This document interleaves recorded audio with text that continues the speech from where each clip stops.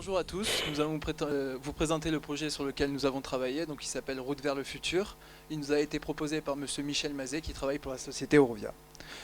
Donc tout d'abord nous avons défini le contexte dans lequel nous allions travailler. Donc nous allons étudier une route interurbaine qui propose une forte activité et qui permet un déplacement rapide. Donc la méthode des 9 écrans nous a permis de faire un constat. En fait, le véhicule a influencé l'évolution de la route au cours du temps. Donc ce véhicule propose une propulsion thermique, pollue, mais est encore accessible.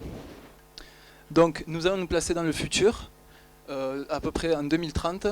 Et en fait, on change de contexte, on a énormément de problèmes au niveau des ressources, des prix qui ne cessent d'augmenter et un enjeu climatique important.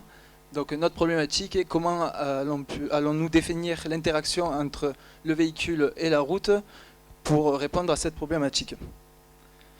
Donc nous allons nous mettre en situation. Donc, nous avons ici présent Mister You qui veut se déplacer de Paris à Biarritz.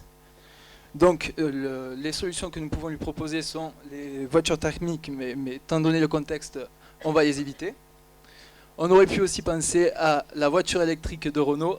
Cependant, il y a deux désavantages énormes qui sont que la batterie est toxique et non recyclable et qu'elle a une faible autonomie, notamment sur les longues distances.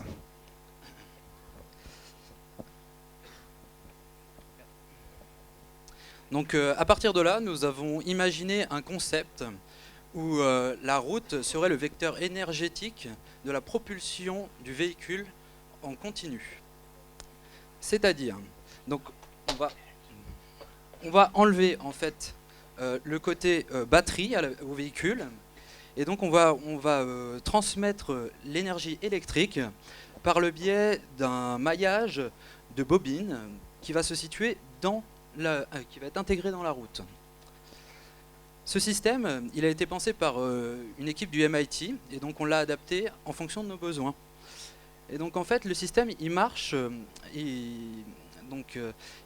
à partir d'une bobine où on va mettre en résonance cette bobine, ce qui va permettre d'amplifier le signal et donc de le transmettre à la bobine réceptrice qui se trouvera dans le véhicule. Ensuite, on a regardé le côté pour éviter les pertes d'énergie. Donc pour éviter les pertes d'énergie, ce qu'on a fait, c'est qu'on a rapproché tout ce qui est système récepteur du véhicule au plus proche de la route.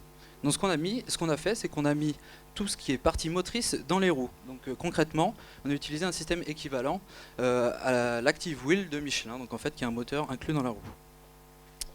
Ensuite, donc, on va revenir avec Mister You. Mister You, qu'est-ce qu'il fait? Il continue la route et il va se rendre compte qu'il y a des bouchons. Alors nous, on a regardé comment contrer ce problème.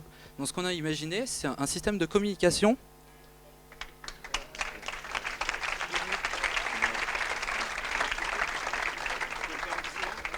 Là, c'est-à-dire que... Très vite. Ouais. 10 secondes. Ouais. On donne 10 secondes pour expliquer. Très vite, au niveau des bénéfices économiques, on a un gain de 30%. Au niveau des bénéfices environnementaux aussi, on a mesuré un gain de 90%. Et on a aussi étudié des pistes d'ouverture pour, pourquoi pas, essayer de capter l'énergie via des piezoélectriques, des cellules piezoélectriques. Voilà. Bon, alors, on peut pas.